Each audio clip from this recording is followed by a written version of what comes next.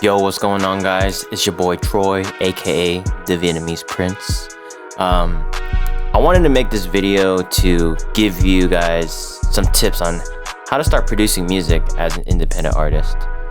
And so if that's you, if you're an independent artist and you want to start producing your own music, stick around because this video is for you. Just a little background on myself. When I first started making music, I actually never produced my own track. I didn't even know what producing was or what went into it. I actually started off as an artist. So before the Vietnamese Prince Productions, I started off as an artist. My artist name, Onbar, Onbar. And yeah, I wrote songs and I wanted to just express myself as an artist. But for myself personally, I just kind of had a desire to be more hands-on with my music as well. And so I took the step to find avenues to start my producer career. And so it's helped me a lot tremendously as an independent artist. And I got some tips that can help you get started on how you can become more hands-on as an independent artist when it comes to producing music. First thing is you gotta know the ins and outs on how to release a track from production stage to the writing stage to the mixing stage, all the way to the mastering and all the way to distribution. The reason why I say that is if you know the work that it takes for each of these stages, it will be easier for you to grasp, the areas that you're good at versus the areas that you can work on or outsource. And so to give you an example, in terms of production, writing, mixing, I'll put it into recording and the distribution process. I understand all that completely and I'm able to do it myself. There's one area where I'm not really great at, which is mastering, and that's something that I actually outsource to someone to do for me.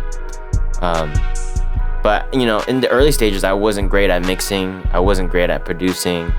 I didn't understand the distribution process, but I learned. I hired people. I watched a lot of YouTube videos to kind of just learn, take notes, and of course practice. So practice producing, mixing, and so just learning those elements into how a song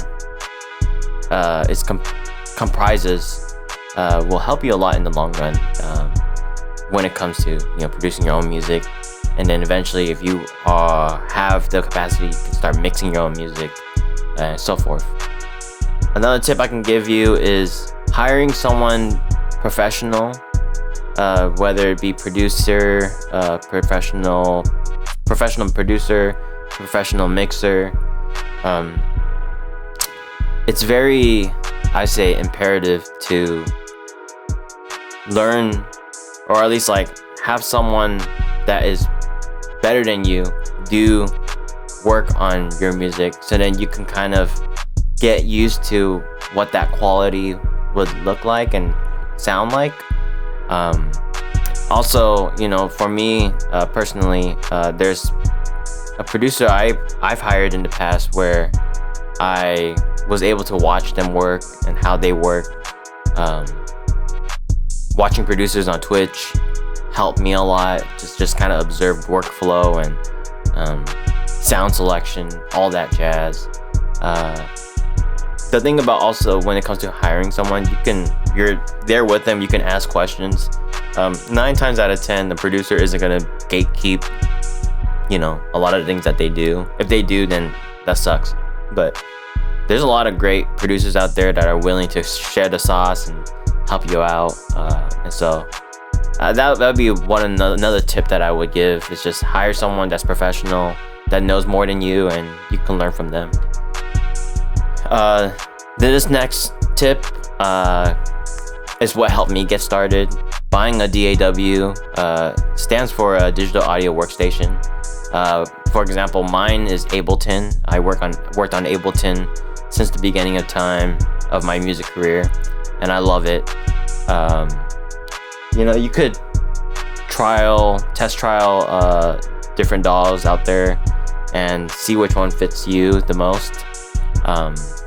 But yeah, and then also for me, when I first started, I used a lot of samples. I'm not affiliated by them by any means, but I wanted to just throw it out there. But Splice is a great subscription service where you could get any sample that you can think of. They're created by creators who are beat makers, loop makers, and sample makers. They just upload them in a cloud, and you can just download them and use them for any project that you are working on. And it's a subscription, so you pay $13.99 or something like that every month, and you can use any of the samples that you could find. And so for me personally, with Splice, it helped me a lot with just finding great sounds, putting them together, and making them work. Eventually, as a producer, you want to start creating your own sounds, but I think there's nothing wrong with using samples. Samples are just a great way to utilize. They're just like tools, and nobody starts off as a pro. I don't expect anybody to be able to create the best melodies right off the bat when they're just starting to produce. But Splice, definitely a lifesaver. I still use it for my projects today, and it's great. So this next tip, it was given to me by one of my friends who's a producer. He's a great piano player, and one of the things he told me was if there's any instrument that he could pick to play for the rest of his life for producing, it would be piano. And I'm understanding why he said that now. Mainly it's because a lot of the VSTs and a lot of the instruments that you can play, you can virtually play any instrument if you understand how the piano works. Each note is comprised in scales, and if you know your notes and scales properly, you would be able to play pretty much any sound. And so it doesn't have to be complicated by any means. You just gotta learn your do, re, mi, fa, so, your C scale, C major scale.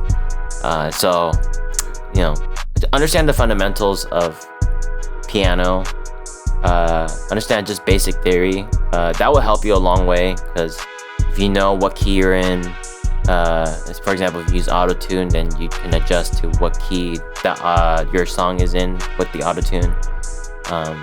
And yeah, learn piano. I think that will take you a long way. This final tip I would probably suggest to anybody, a songwriter, producer, mixer.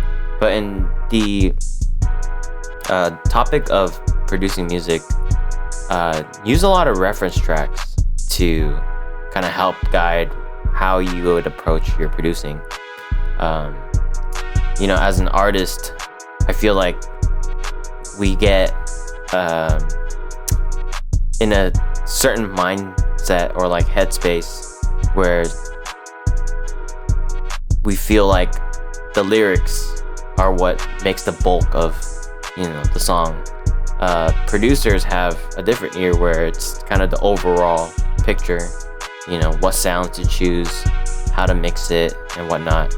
And so I think as a producer, when you listen to different songs and hear what other producers are implementing into their production, I think it'll help you a lot with how you would approach producing. Maybe in the intro there's a filter that kind of muffles the melody, and just these like tasteful sound designs or whatnot. I think it will take you a long way if you use reference tracks, just because there's a saying where a good artist copies, but a great artist steals. If you use those reference tracks and you transfer what you hear tastefully into your own music, without, not necessarily copying what they're doing, but just taking inspiration from what you hear, I think that will take your production to another level. So those were 5 tips on how I would get started in producing music as an independent artist, because I feel like, it will definitely help. One, financially, you wouldn't have to rely too much on a producer to produce tracks for you, but 2, it will get you to be kind of more hands-on with your work, and it would just be like another avenue that you would pursue, just like being an artist. But being a producer is a whole nother lane, but they definitely intertwine. So I hope you enjoyed this video. Let me know if it's helpful to you. Leave a comment down below. Subscribe if you like my content. I hope that you get started on producing your own tracks, and best of luck with everything. I'll catch you guys in the next video. Peace.